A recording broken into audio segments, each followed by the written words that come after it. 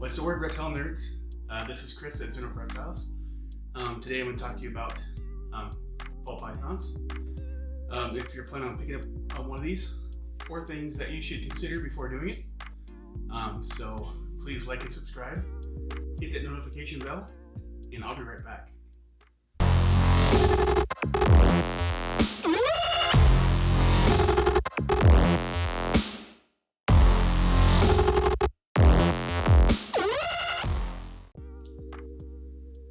This girl right here is an OD Mojave Fire. I believe she has vanilla too, but I'm not 100% sure. But anyways, that don't really matter.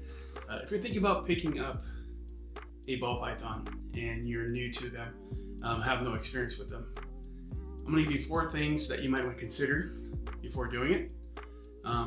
Or 4 things that might help you out. First of all, they can go off feed, which is very stressful for a first-time ball python owner. They can be kind of picky. I've had some go off for 3 or 4 months, and when I first got them, I freaked out. Now I'm kind of used to it, especially during breeding season. A lot of times go off feed, but when you are first getting into this and your snake's not eating for months, it's very stressful. You try everything. You try dipping it in tuna. You try hot, super hot. You try different temperatures. You try rats. You try ASF rats. You try mice. You try everything, and it's not eating. It can be very stressful, especially to a new owner. But you come to find out that it's kind of normal for the most part. I mean, there could be some housing issues. So you might not have the right humidity, the right temperature, but they just go off feed for no reason, especially during breeding time. Number 2, they're not the best display pet. The problem with them is they do better in hidden areas. Also, in my experience, especially if you live in a drier climate, they do better in tubs. Now, if you live in someplace like Florida, where it's humid all the time, you might do better with a tank setup, but again, they're going to be hiding for the most part. Mine like to hide in the back of the racks, in my rack. Some of them I actually give hides because they do better feeding that way, especially young ones like her. But they don't like to be in display. They don't like to be out in the open. If you're looking for a display animal, you probably do better with a corn snake, maybe a hognose. They're not. I have a couple that probably be okay. They're very outgoing, but for the most part, like her, she's balled up. That's what they do. They don't want to be in the limelight.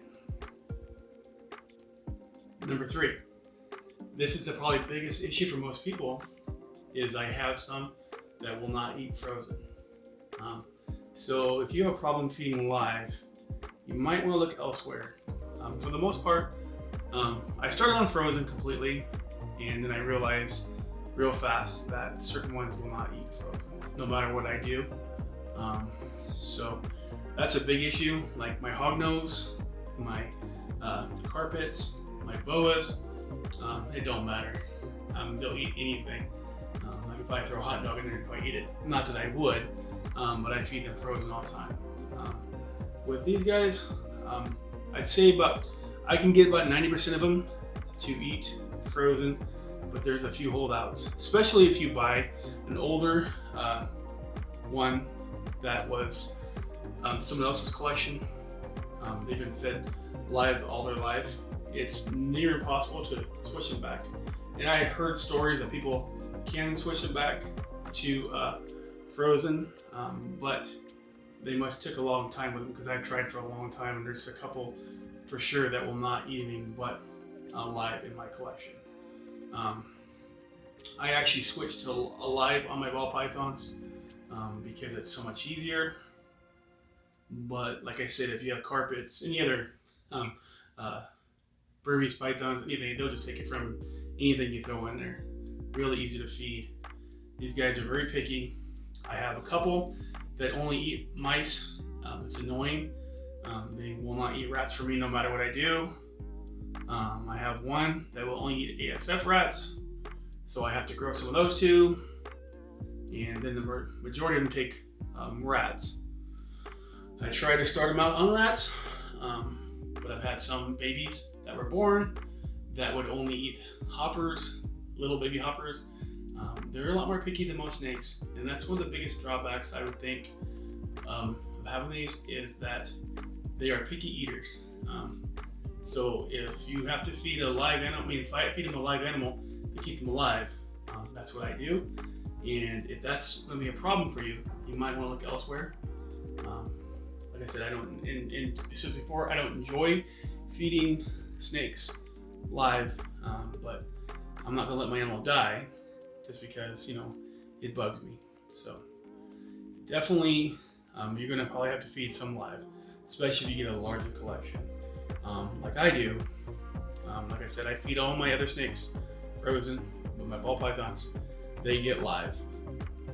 Number 4 and final is kind of goes back to housing. They are very prone to stuck shed if they don't get the right humidity. Also, they can get respiratory infections if they don't get the right humidity. That's why I'm saying if you don't live in like someplace like Florida or something like that, a tub works so much better. I've had stuck sheds before.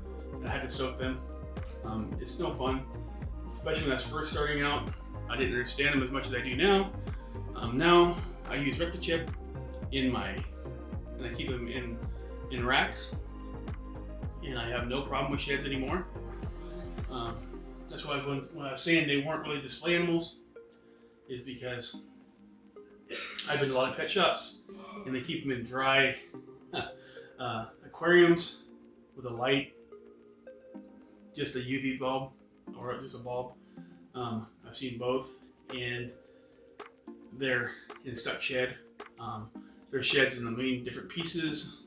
I've seen like their eyes just still have stuck shed at different pet shops. That's because they like humidity, and especially when they're in shed, I definitely wet down their cage a little bit. So they can, without the proper housing, they can get respiratory infections, and they can also get stuck shed. So I think if you take your time, it's real easy to get the humidity right, especially in a tub. That's why when you have a lot of snakes like I do, especially ball pythons, it's easier for me to keep them in the tub because I know they're getting the correct humidity, especially in my ARS rack, my racks actually. They do very well. When I first started, I had some homemade racks. I had a little bit of problem stuck shed. I actually tried newspaper at first too. Unprinted newspaper, I had some problem stuck shed, but now that I use ReptiChip, I've done very well. I also, I don't think I've seen Chris Hardwick. He used to use Reptisorb, and I'd put a little bit of sphagnum moss in there and a nylon sock. That worked really well for me too. But I went back to ReptiChip.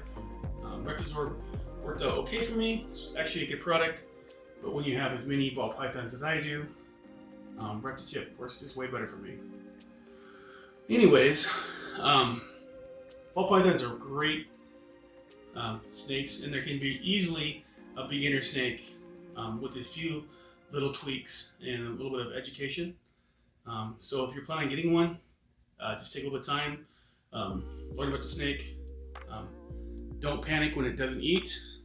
Sometimes it can be, like I said, a sign of poor housing, but a lot of times they just go off for no reason and nothing you can do about it, no matter how hard you try. Anyways, please like and subscribe and hit that notification bell. Also, comment below if you have any questions. I'll answer them for you. I'll see you next time.